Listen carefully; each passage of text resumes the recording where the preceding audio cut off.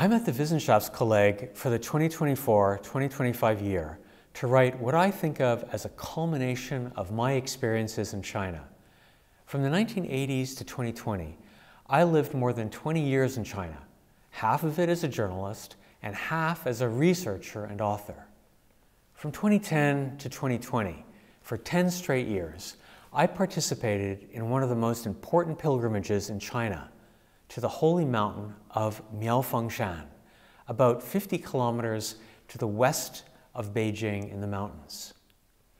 I wrote a small segment of this experience in a 2017 book called The Souls of China, which described an explosion of religious belief in China over the past 50 years.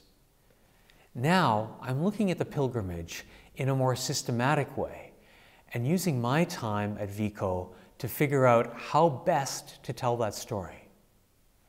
One way would be to show how the state is supporting pilgrimages like this, in contrast to the persecution of Muslims and Christians, which we read about in the newspapers.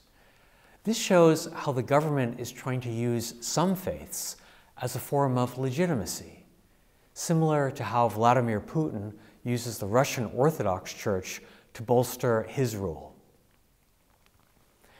Miaofangshan is a kind of folk religion, which, along with China's indigenous religion, Taoism, and Buddhism, the state sees as domesticated and more easily controlled. That's one way to look at the pilgrimage. But what's always interested me as a journalist ethnographer are the real-life stories of people involved in this pilgrimage. At a nitty-gritty granular level, what do they think of the government's support? Do they want it? And more broadly, why do they go on these pilgrimages? What do they get from it? I take these people very seriously indeed because they are more than just examples to be used to bolster this or that hypothesis or some fashionable argument. These people became my close friends, and so I want to do them justice. Here at the Wissenschaftskolleg, I can find the time to do this.